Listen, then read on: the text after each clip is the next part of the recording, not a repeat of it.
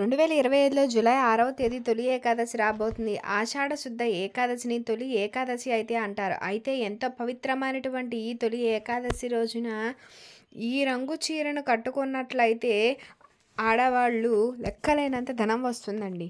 భర్త సంపాదన పెరుగుతుంది, వద్దన్న ధనం వస్తుంది, లక్ష్మీనారాయణ అనుగ్రహం కలుగుతుంది. అంతేకాదండి, తొలి ఏకాదశి రోజున ఈ రంగు చీర కట్టుకుంటే సుమంగళ యోగం కలుగుతుంది, మాంగళ్యం చల్లగా ఉంటుంది, భర్తకు మంచి ఆరోగ్యం సిద్ధిస్తుంది, అష్టైశ్వర్యాలు భోగభాగ్యాలు కలుగుతాయి.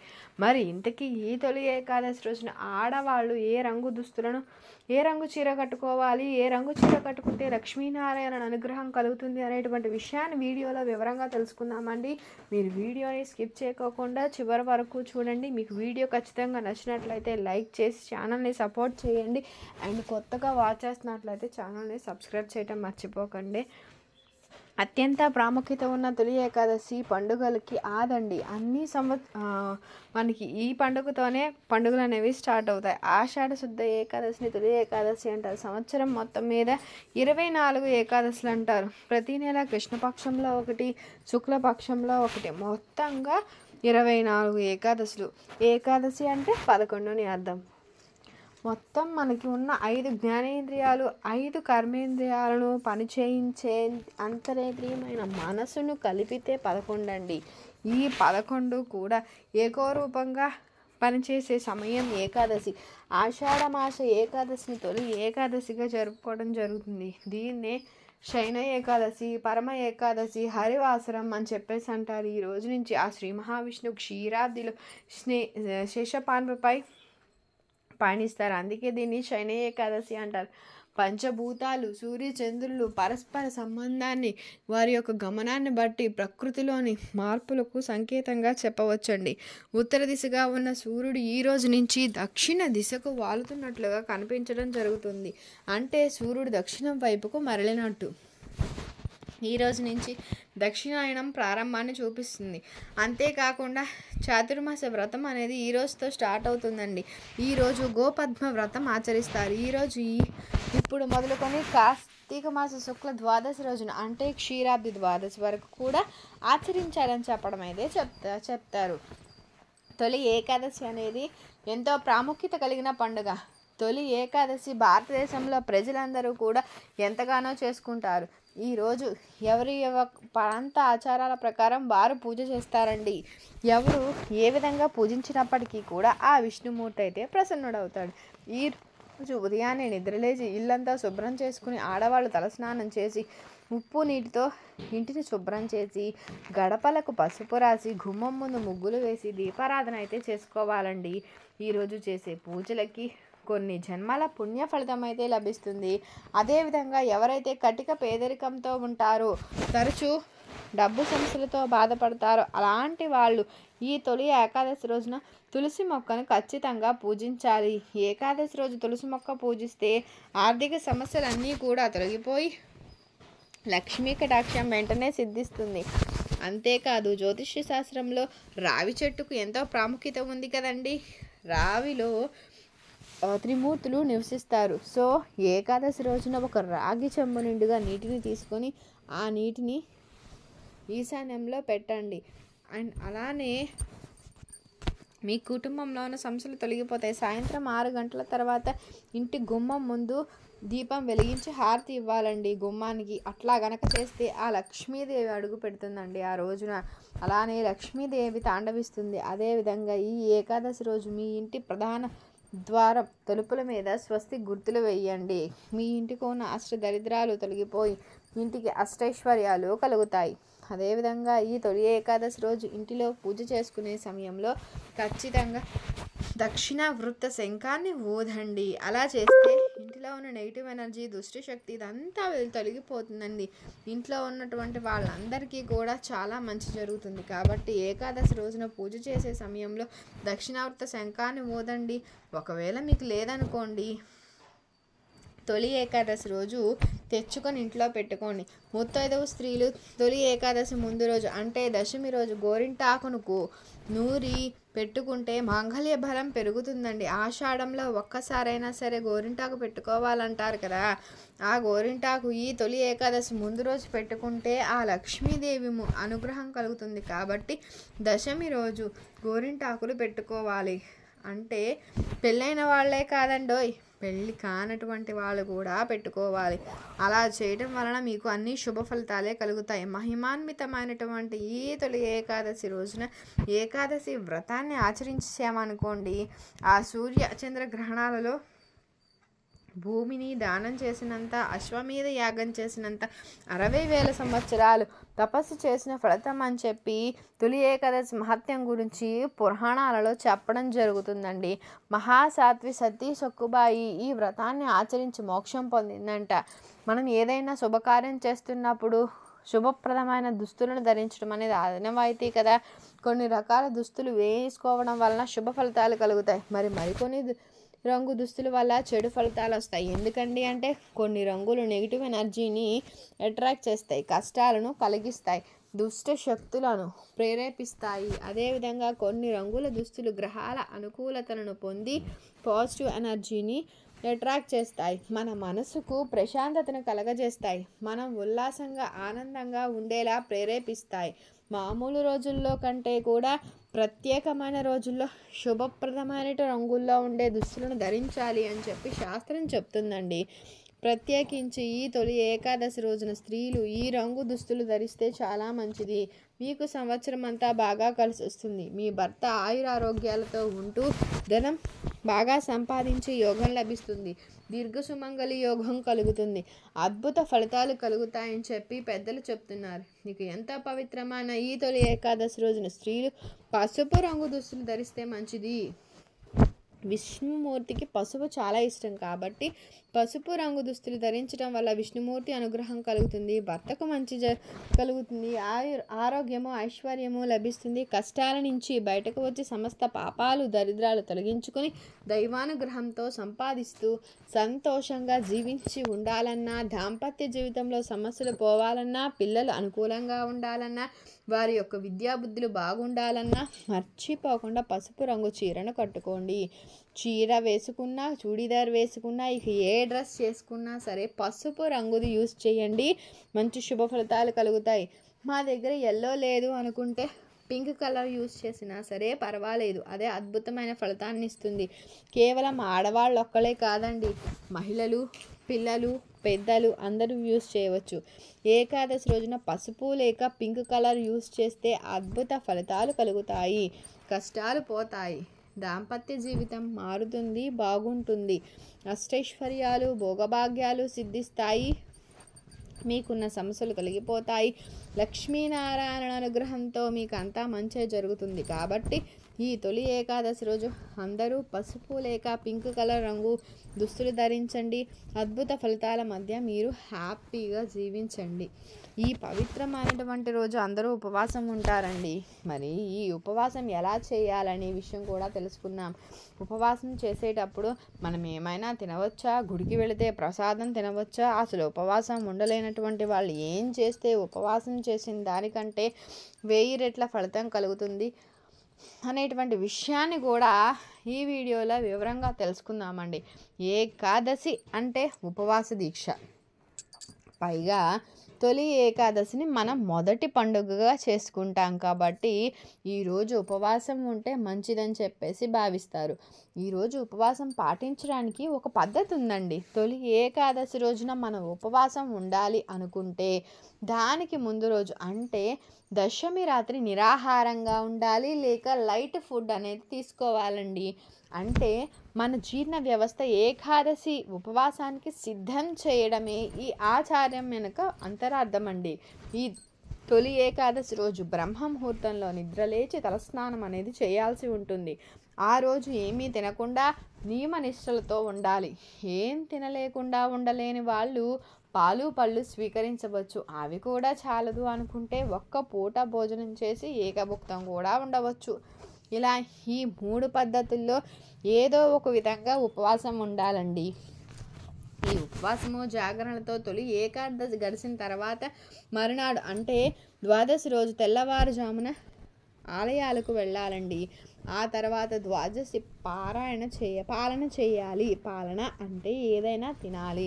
ద్వాదశి రోజు కూడా లైట్ ఫుడ్ తినాలి. ఎందుకంటే తొలి ఏకాదశి రోజు మనం ఉపవాసం ఉండడం వల్ల ఏమవుతుంది, జీర్ణ వ్యవస్థ అనేది స్లోగా ఉంటుంది. సో ఒక్కసారే మనం ఆహారం అందించామనుకోండి దానికి మంచిది కాదన్నమాట. సో మనం ఆ రోజు అతిగా భుజించకూడదు. ఈ తొలి ఏకాదశి రోజు ఉపవాసం ఉన్న వాళ్ళు గుడికి వెళ్ళినప్పుడు పేలాల పిండి ప్రసాదం పెడితే తినచ్చు. గుడిలోనే కాదు ఇంటి దగ్గర కూడా ఈరోజు ప్రసాదంగా భావించి స్వీకరించవచ్చండి. ఇందులో దోషం ఏం లేదు. సో ఉపవాసం ఉండేవాళ్ళు ఇది స్వీకరించవచ్చు. మాకు ఉపవాసం చేసే ఓపిక లేదండి, అనారోగ్య సమస్యలు ఉన్నాయి అనుకున్నటువంటి వాళ్ళు ఉపవాసం ఉండకపోయినా పర్లా, కానీ ఉపవాసం ఉండి తొలి ఏకాదశి ఎప్పుడెప్పుడు అయిపోతుందా అని ఎదురు చూసామనుకోండి అది ఫలితాన్ని ఇవ్వదు. కాబట్టి ఉపవాసం ఉండలేనటువంటి వాళ్ళు అన్నం కాకుండా ఏదైనా తినండి. ఏం తినకుండా ఉండలేని వాళ్ళు ఏదో ఒకటి తిని సంతోషంగా విష్ణు ఆరాధన చేయండి. మనస్ఫూర్తిగా విష్ణువును పూజించండి. దైవనామస్మరణ చేసుకోండి. ఇలా సంతోషంగా ఏదో ఒకటి తిని ఆ విష్ణువును ఆరాధిస్తే ఉపవాసం ఉన్న దానికంటే అద్భుత ఫలితం కలుగుతుంది. 1000 రెట్ల ఎక్కువ ఫలితం పొందుతాం. ఎందుకండి అంటే ఇక్కడ మనసు ఇంపార్టెంట్. మన మనసు భగవంతుని మీద లగ్నం చేయటమే ఉపవాసం అండి. ఇలా కఠిన ఉపవాసం ఉండి ఆ భగవంతుని మీద మన మనసు లగ్నం చేయకపోతే ఉపవాసం వ్యర్థం అవుతుంది. కాబట్టి కావాల్సినవి తిని కూడా మనసు దేవుని మీద లగ్నం చేయగలిగితే ఉపవాసం చేసి విష్ణువును పూజించిన దానికంటే కూడా ఎక్కువ ఫలితం అండి. అంతేకాని బాధపడిపోతూ ఉపవాసం ఉండకూడదు. అది దేవునికి నచ్చదు. నేను భోజనం చేయలేదు అని పూజించామనుకోండి ఆ దేవునికి నచ్చదు, మనకి కూడా మంచిది కాదు. తొలి ఏకాదశి రోజున మనం దుర్భాషలు ఆడకుండా ఉంటే మంచిది. ఇలా తొలి ఏకాదశి రోజు మనస్ఫూర్తిగా మనసుకు సంతృప్తి కలిగేలా ఉంటే ఏం తినకుండా ఉపవాసం ఉన్న ఫలితం కలుగుతుంది. ఇక ఈ ఉపవాసం ఎవరు ఉండకూడదంటే 8 ఏళ్లలోపు పిల్లలు, 80 ఏళ్ళు దాటిన వృద్ధులు, అనారోగ్యంతో బాధపడేవాళ్ళు, షుగర్ బీపీ లాంటి హెల్త్ ఇష్యూస్ ఉన్నటువంటి వాళ్ళు, బాగా కష్టపడే వాళ్ళు, శ్రామికులు, కర్షకులు, ఉద్యోగానికి కంపల్సరీగా వెళ్ళాలి అనేటువంటి వాళ్ళు ఉపవాసం ఆచరించకపోయినా పర్లా. ఈ ఏకాదశి ప్రజల్లో ఉన్న చైతన్యానికి ప్రతీక అండి. ఈరోజే ఆ శ్రీ మహావిష్ణువు యోగ నిద్రలోనికి వెళతారు. కాబట్టి అంటే యోగ నిద్ర అంటే భూమి మీద నైట్ అనేది ఎక్కువగా ఉంటుందండి, రాత్రి సమయం పెరుగుతుంది. అంటే మనలో నిద్ర సమయం కూడా ఎక్కువ అవుతుంది. వానాకాలంలో వచ్చే మొదటి ఏకాదశి కాబట్టి దీన్ని తొలి ఏకాదశి అని చెప్పేసి చెప్తూ ఉంటారు పండితులు. ఏకాదశి అంటే 11. ఈ జ్ఞానేంద్రియాలు 5, మనసు అన్నీ కలిపి కూడా 11 అంటారండి. వీటన్నింటినీ మన ఆధీనంలోనికి వచ్చి ఒక్కటిగా చేసి అప్పుడు దేవునికి నివేదించాలి. దీనివల్ల మనిషికి సహాపడే బద్ధకమైతే దూరం అవుతుందని, రోగాలు దరిచేరవని, ఇంద్రియ నిగ్రహం పెరుగుతుందన్న నమ్మకం. విష్ణుమూర్తి యోగ నిద్రలోనికి వెళ్తారని చెప్పగానే పెద్దలు నిజంగానే దేవుడు నిద్రపోతాడా అని సందేహం కలుగుతుందండి. విష్ణువు అంటే సర్వవ్యాప్తి అని అర్థం అండి. అంటే విష్ణువు అనేటువంటి పదార్థానికి అంతర్లీనంగా సూర్యులు అని అర్థం. ఇప్పటి వరకు ఉత్తర దిక్కుగా ప్రయాణించిన సూర్యుడు దక్షిణ దిక్కుకు వాళ్తారు కదా. అంటే ఈరోజు మొదలుగా దక్షిణ దిక్కుగా ప్రయాణిస్తారు. దాన్ని సాధారణంగా పరిభాషలో నిద్రపోవడం అంటారు. మహిమాన్వితమైనటువంటి ఈ ఏకాదశి పర్వదినాన వ్రతం ఆచరిస్తే సూర్య చంద్ర గ్రహణాలలో భూములు దానం ఇచ్చిన, అశ్వమేధ యాగం చేసిన, 60,000 సంవత్సరాల తపస్సు చేసినటువంటి ఫలితం కలుగుతుందని చెప్పి ఈ వ్రత మహత్యం గురించి పురాణాలు తెలియజేస్తున్నాయండి. మహాసాధ్వి ఆ సతీదేవి కూడా చేసిందని చెప్పేసి మోక్ష సిద్ధి పొందిందని చెప్తారు.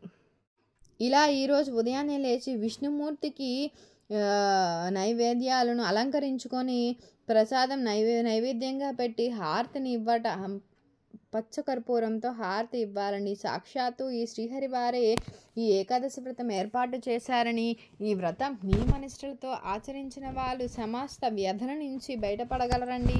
మరణం అనంతరం వైకుంఠానికి వెళతారని చెప్పడం జరుగుతుంది. తొలి ఏకాదశి వ్రతం చేయాలి అనుకునేటువంటి వాళ్ళు ఇందాక చెప్పిన విధంగా ముందు రోజు నుంచే కూడా చాలా లైట్ ఫుడ్ తీసుకోవటం అలా అన్నీ చేసుకోవాలండి. ఆ తర్వాత నెక్స్ట్ డే నుంచి ఖచ్చితంగా గంధం, పసుపు ఉదయాన్నే లేచి అన్నీ క్లీన్ చేసేసుకుని గంధము, పసుపు, కుంకుమ ఇవన్నీ పెట్టి ఆచమనీయం చేసి ఆవునెత్తి దీపం అయితే పెట్టాలండి. ఇది చాలా మంచి పర్వదినం కాబట్టి విష్ణుమూర్తుల ముందు పసుపు గణపతిని చేసి అందులో వినాయకుడిని ఆవాహన చేసేసి మనం ముందుగా పసుపు గణపతికి పూజ చేసి నైవేద్యం అయితే పెట్టాలండి. ఆ తర్వాత ఆ విష్ణుమూర్తికి తులసి మాలను అయితే కంపల్సరీగా ఇవ్వాలి. విష్ణుమూర్తి తొలి ఏకాదశి రోజు తులసితో పూజించడం వలన అఖండ ఐశ్వర్యాలు సిద్ధిస్తాయి. బట్ ఏంటంటే మనం ముందు రోజే కోసుకోవాలండి. విష్ణుమూర్తికి అలంకరణకు అందుబాటులో ఉన్నటువంటి పువ్వులతో అలంకరించి ధూపదీప నైవేద్యాలతో అలంకరించండి. ఇక ఈ తొలి ఏకాదశి రోజు ముఖ్యంగా మహానైవేద్యాన్ని శ్రీ మహావిష్ణువుకు నైవేద్యం పెట్టాలండి.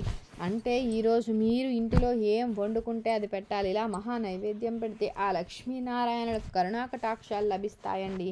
దీంతోపాటు ఖచ్చితంగా పేలాల పిండిని అనేది పెట్టాలి. చాలామంది తొలి ఏకాదశి రోజు కేవలం పేలాల పిండి ఒక్కటే పెడతారండి. కానీ అది ఒక్కటే కాదు, దాంతోపాటు మహానైవేద్యం కూడా పెట్టినట్లయితే ఆ లక్ష్మీదేవి పూజలు కలుగుతుందండి, ఫలితం కలుగుతుంది, కష్టాలు తొలగిపోతాయి, దరిద్రం తొలగిపోతుంది. మహానైవేద్యం అంటే ఏంటండి అంటే మనం వండుకునే అన్నం, కూర, పప్పు ఇలా మీరు ఏం వండుకుంటే అదండి డైరెక్ట్గా గిన్నెలతో నిండుగా తీసుకుని వెళ్ళి నివేదన చేయాలి. ఆ తర్వాత ఆహారాన్ని ప్రసాదంగా స్వీకరించేసి మనం తినాలి. ఈరోజు పేలాల పిండి కూడా కంపల్సరీ తినాలి. ఇలా నైవేద్యం పెట్టాక ఆ విష్ణు సహస్రనామం చదవాలి. లేకపోతే 108 సార్లు ఓం నమో నారాయణాయ అనేటువంటి మంత్రాన్ని జపించాలండి. చివరిలో హారతి చూపించాలి. ఇది ఈ తొలి ఏకాదశి యొక్క పూజా విధానం అండి. ఈరోజు విష్ణుమూర్తిని పూజించేటప్పుడు పూజలో పొరపాటున కూడా ఈ పూలు యూజ్ చేయకూడదని శాస్త్రం తెలియజేస్తుందండి. విష్ణుమూర్తి పూజలో ముళ్ళున్న పూలు యూజ్ చేయకూడదు. ఒక్క గులాబీ పువ్వు తప్ప మిగిలిన ఏ ముళ్ళు ఉన్నది కూడా పువ్వులు కూడా యూజ్ చేయకూడదు. అండ్ వాసన లేని వాటిని కూడా యూజ్ చేయకూడదండి. పూజకు యూజ్ చేసే ఏ పూజ అయినా శుచిగా శుభ్రంగా ఉండాలి. నీటితో తడిపిన పుష్పాలతో ఎప్పుడూ పూజ చేయకూడదండి. మైలులో ఉన్నటువంటి వాళ్ళు అంటుకున్న పూలను ఆ విష్ణుమూర్తి యొక్క పూజలో యూజ్ చేయకూడదు. ముఖ్యంగా ఆ శ్రీ మహావిష్ణువుకి పూజ చేసేటప్పుడు ఉమ్మెత్త, బంతి పువ్వులను ఎట్టి పరిస్థితుల్లో కూడా సమర్పించకూడదని శాస్త్రం చెప్తుంది. అదేవిధంగా చంప పూలు, తామర పూలు తప్ప మిగిలిన ఏవి సమర్పించకూడదని చెప్తారండి. పూర్తిగా వికసించిన పువ్వులు మాత్రమే ఆ విష్ణుమూర్తికి సమర్పించాలి. నేలపై పడినటువంటి పూలు కూడా ఆ విష్ణుమూర్తికి యూజ్ చేయకూడదు, ఒక్క పారిజాతాలు తప్ప. ఎడమ చేత్తో కోసిన వాటిని, తీసిన వాటిని కూడా యూజ్ చేయకూడదు. వేరే వారి కోపానికి గురి అయిన వాటిని కూడా యూజ్ చేయకూడదు. అంటే దొంగతనంగా కోసిన పూలతో పూజ చేసినా కూడా ఫలితం అనేది ఉండదు. అదేవిధంగా సువాసన లేని పూలు, దుర్వాసన వెదజల్లుతున్న పూలు, అపవిత్రమైన ప్రదేశంలో పెరిగిన పువ్వులు కూడా విష్ణుమూర్తికి పూజకు అనర్హం. వాటిని మంచి పువ్వులతో కోసి పూజ చేస్తే మంచి ఫలితాలు కలుగుతాయి. ముఖ్యంగా ఏకాదశి రోజు విష్ణుమూర్తికి జాజి పూలతో కానీ, ఎరుపు రంగు గులాబీలతో కానీ, తామర పువ్వులతో కానీ పూజ చేస్తే చాలా మంచి శుభ ఫలితాలు కలుగుతాయి. ఆ లక్ష్మీనారాయణ అనుగ్రహము కలుగుతుంది, సకల ఐశ్వర్యాలు సిద్ధిస్తాయి. అదేవిధంగా కొంతమంది ప్లాస్టిక్ పూలతో పూజ చేస్తారండి. కానీ దేవునికి ప్లాస్టిక్ పూలనైతే పెట్టకూడదు, తాజా పువ్వులను మాత్రమే పెట్టాలి. ఇలా ప్లాస్టిక్ పూలు, పూల దండలు వేయటం వలన అరిష్టం వాటిల్లుతుందని, అడుక్కునే స్టేజ్కి వెళ్తారని పండితులు తెలియజేస్తున్నారు. అదేవిధంగా కాగితం పూలు కానీ, దండలు కానీ దేవుని ఫోటోలకు వేయకండి. అలా చేయడం వల్ల మనం చేసిన పూజలకు ఉపయోగం ఉండదు. తాజా పూలు ప్రత్యేక వాసనలు కలిగి ఉంటాయి. వాటిని చూడగానే మన మనసుకు ఆనందంగా ఉంటుంది, మనకు ఎంతో ప్రశాంతత కలుగుతుంది. తాజా పూలు చూడగానే మనం ఏ విధంగా అయితే సంతోషిస్తామో ఆ భగవంతుడు కూడా అలానే సంతోషిస్తాడు. తాజా పూలు సమర్పించి పూజించడం వలన మనుషుల్లో కోపం, క్రూరత్వము తగ్గి ప్రశాంతంగా ఉంటారు. ప్లాస్టిక్ పూలు సమర్పించడం వల్ల ఇలాంటి భావనలు మన మనసులో కలగు.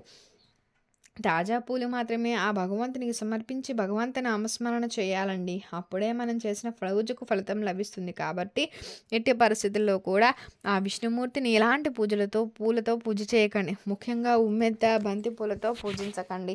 ఈ పూలంటే ఆ స్వామికి అస్సలు ఇష్టం ఉండదండి. ఈ పువ్వులతో పూజ చేస్తే స్వామి యొక్క ఆగ్రహానికి గురి అవుతాం. మహిమాన్వితమైన ఈ తొలి ఏకాదశి రోజున ఏకాదశి వ్రతాన్ని ఆచరించినట్లయితే సూర్యచంద్ర గ్రహణాలలో మంచి భూమి దానం చేసిన ఫలితం కూడా కలుగుతుందని చెప్పుకున్నాం. ఈరోజు విష్ణుమూర్తిని పూజిస్తాము. పులిహోర అలాంటివి పెట్టరండి ప్రసాదంగా. ఈరోజు పేలాల పిండిని పెడతాం. ఈరోజు పేలాల పిండి పెడితే చాలా తింటే మంచిదని చెప్పి శాస్త్రం చెప్తుంది. ఇది గ్రీష్మ ఋతువు ముగిసి వర్ష ఋతువు స్టార్ట్ అయ్యే టైం కాబట్టి ఈ సమయంలో పేలాల పిండి తినాలి అని చెప్పేసి పెద్దలు చెప్తుంటారండి. అందుకే తొలి ఏకాదశి రోజున పేలాల పిండి తినడం వలన ఏంటంటే శరీరానికి వేడి కలగజేయడమే కాకుండా వ్యాధి నిరోధక శక్తిని అయితే పెంపొందిస్తుంది. వర్షాకాలంలో వ్యాధి బారిన పడడానికి అనేక రకాల అవకాశాలను ఇస్తుంది.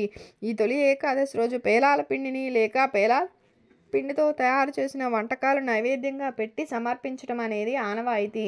తొలి ఏకాదశి రోజు జొన్నలు, మొక్కజొన్నలు, కొర్రలు ఇలా బియ్యం తప్ప ఏ ధాన్యాన్నైనా సరే పేలాలుగా చేసి పొడి కొట్టి వాటిలో బెల్లాన్ని, యాలకులను కలిపి లడ్డూలుగా చేయటం కానీ అలా పొడిగా తినటం కానీ ఆనవాయితీ అండి. ఎందుకండి అంటే ఈ పిండి చల్లని వానల వల్ల శరీరంలో కలిగే వేడి తగ్గిస్తుంది. జలుబు, దగ్గు ఇలాంటివి రాకుండా వేడిని కలగజేస్తుంది. అదేవిధంగా పేలాలు పితృదేవతలకు ఎంతో ప్రీతికరమైనవి. మనకు జన్మించిన పూర్వీకులకు కనీసం ఈరోజు తలుచుకోవటం అనేది ఇంపార్టెంట్. సో అదేవిధంగా వాతావరణ పరిస్థితుల్లో మార్పు వచ్చి కాలం కాబట్టి మన శరీరం అనేక రకాల ఆరోగ్యకరమైనటువంటి మార్పులు సంతరించుకుంటుంది. సో వర్ష ఋతువు ప్రారంభమయ్యే కాలంలో ఉష్ణోగ్రత విపరీతంగా పెరుగుతుంది. అప్పుడు ఈ పేలాల పిండి శరీరానికి వేడిని కలగజేస్తుందండి. అందువలన ఈ రోజున ఆలయాలలో, ఇళ్లలో పేలాల పిండిని ప్రసాదంగా పెట్టడం అయితే చేస్తారు. వానలు మొదలైతే అనారోగ్యాలు మొదలవుతాయి కదా. ఇది చాలా సహజం. శరద్ ఋతువు యమదృష్టం అంటే ఈ ఋతువులో యముడు క్రూరలు దాచి ఉంటాడంట. అందుకే ఉత్తరాయణం కంటే దక్షిణాయనంలో పండుగలు, పబ్బాలు ఎక్కువ. లంకణం పరమౌషధం అని చెప్పే ఉపవాస దీక్షణకు నాంది తొలి ఏకాదశి అండి. కాబట్టి ఈరోజు తప్పనిసరిగా ఆ స్వామివారిని పూజించాలి, ఉపవాసం ఉండాలి. ఈ ఏకాదశి రోజున ఆడవాళ్ళు పొరపాటున కూడా ఈ తప్పులు అయితే చేయకండి. చేశారనుకోండి ఇంటికి అరిష్టం కలుగుతుందండి. అసలు మంచిది కాదు. 7 తరాలకు వరకు దరిద్రం అనుభవిస్తారని చెప్పడం జరుగుతుంది. మరి ఏకాదశి రోజున తెలియక చేసామనుకోండి పనులు, జీవితం సర్వనాశనం అవుతుందని చెప్పేసి చెప్పడం జరుగుతుంది. మరి తొలి ఏకాదశి రోజున చేయకూడనటువంటి ఆ తప్పు పనులు ఏంటి అనేది వీడియోలో తెలుసుకుందామండి. ఈరోజు తొలి ఏకాదశిలో చేసే ఉపవాసం విశేషమైంది. ఈ ఉపవాసం ఎలా చేయాలంటే మొట్టమొదటిగా దశమి రోజు రాత్రి అల్పాహారం మాత్రమే స్వీకరించండి. విపరీతంగా ఫుడ్ తినకండి. ఇది మరీ గుర్తుపెట్టుకోండి. ఆల్రెడీ చెప్పాను, మళ్ళీ చెప్తున్నాను. అండ్ భూషయనం చేయాలి. ఏకాదశి రోజు ఉదయాన్నే సంకల్పం చెప్పుకునే ఉపవాసం అయితే ఉండాలి. ఈ ఉపవాసం అనేది ఇందాక చెప్పినట్టుగా 3 రకాలుగా చేయొచ్చు. ఏమీ తినకుండా ఏదైనా సరే పాలు పళ్ళు తినేనా కానీ లేకపోతే ఒక పూట భోజనం చేసి ఏకభుక్తమైనా కూడా ఉండవచ్చు అని చెప్పాము. 12 ఏళ్ళు పైబడినటువంటి వాళ్ళు, 60 ఏళ్ల లోపు వాళ్ళు మాత్రమే ఉపవాసం ఉండాలండి. అనారోగ్యంతో ఉన్నవాళ్ళు, గర్భిణీ స్త్రీలు, హెల్త్ ఇష్యూస్ ఉన్నటువంటి వాళ్ళు, షుగర్లు, బీపీలు ఉన్నటువంటి వాళ్ళు మాత్రం అసలు చేయాల్సిన అవసరం ఏం లేదు. కాబట్టి ఇలాంటి వాళ్ళు చేసి హెల్త్ ఇష్యూస్ తెచ్చుకోవాల్సిన అవసరం ఏం లేదండి. ఆ తర్వాత నెక్స్ట్ ద్వాదశి రోజున ద్వాదశి తిథి వెళ్ళేలోపు పాలన చేయాలి. అంటే ఏదో ఒక ఆహారాన్ని అయితే స్వీకరించాలండి. అది కూడా మితంగా తీసుకుంటే చాలా మంచిది. ఇలా చేయగలిగితే ఆ లక్ష్మీనారాయణుల అనుగ్రహం సంపూర్ణంగా కలుగుతుందని చెప్పేసి చెప్తారు. ఆ లక్ష్మీదేవి అనుగ్రహం లభించింది అనుకోండి ఇక మనకు సంపదకు లోటు లేదు కదా. సో ఆ విష్ణుమూర్తి అనుగ్రహం లభిస్తే చాలా మంచిది. ఇక ఈ ఏకాదశి రోజున అస్సలు కొన్ని తప్పులు అయితే చేయకూడదని శాస్త్రం చెప్తుందండి. ఏకాదశి అంటే 11 అని అర్థం అని చెప్పుకున్నాం కదా. చెడు మాట్లాడకూడదు. ఈరోజు అభ్యంగన స్నానం చేయకూడదు, క్షౌరం చేయకూడదు, బ్యాడ్ థింగ్స్ చూడకూడదు, వినకూడదు, ఇవన్నీ కూడా చేయకూడదండి. అండ్ కర్మేంద్రియాల విషయానికి వచ్చామనుకోండి, మనం కాళ్ళు, చేతులు, ఇవన్నీ మూత్రద్వారము, ఈ 5 కూడా కర్మేంద్రియాలు కూడా. ఈ కర్మేంద్రియాలతో కూడా మనం ఎలాంటి తప్పులు చేయకూడదు. అంటే పరులను నిందించకూడదు, బాధ పెట్టకూడదు, భాషానులతో వాదనలకు వెళ్ళకూడదు. అదేవిధంగా దశమి రోజున ద్వాదశి రోజున పాలన చేసేట వరకు కూడా బ్రహ్మచర్యం పాటించాలి. ఇలా ఈ తప్పులు అనేవి చేయకోకుండా ఉన్నట్లయితే జ్ఞానేంద్రియాలు, కర్మేంద్రియాలు, మనసు ఇవన్నీ పవిత్రంగా ఉంటాయి. సో ఈ తొలి ఏకాదశి రోజున భార్యాభర్తలు అనేది కలవకూడదండి. ఇప్పుడు చెప్పుకున్న విధంగా పనులు ఏవి చేయకూడదు. అదేవిధంగా నెలసరి సమయంలో ఉన్నటువంటి వాళ్ళు ఏకాదశి వ్రతం చేయకూడదండి, మహాపాపం చుట్టుకుంటుంది. అదేవిధంగా తొలి ఏకాదశి రోజున ఇంటిని క్లీన్గా అయితే ఉంచుకునే ప్రయత్నం చేయండి. ఈ తలుపులు చేశారనుకోండి మనకి ఫలితం అయితే రాదు, మీ ఇంటికి కూడా మంచిది కాదు, అరిష్టం అయితే చుట్టుకుంటుంది. సో మీరు ఈ తొలి ఏకాదశి రోజున ఎవ్వరు కూడా ఈ తప్పులు అనేవి చేయకండి. మీకు ఖచ్చితంగా వీడియో నచ్చింది అనుకుంటున్నాను. అంత ఇన్ఫర్మేషన్ వీడియోలో ఇచ్చినట్టున్నానండి. తొలి ఏకాదశి గురించి మీకు వీడియో నచ్చినట్లయితే లైక్ చేయండి, షేర్ చేయండి, సబ్స్క్రైబ్ చేయడం మర్చిపోకండి. మీరు కనుక కొత్తగా వాచ్ చేస్తున్నట్లయితే thank you for watching. Thank you so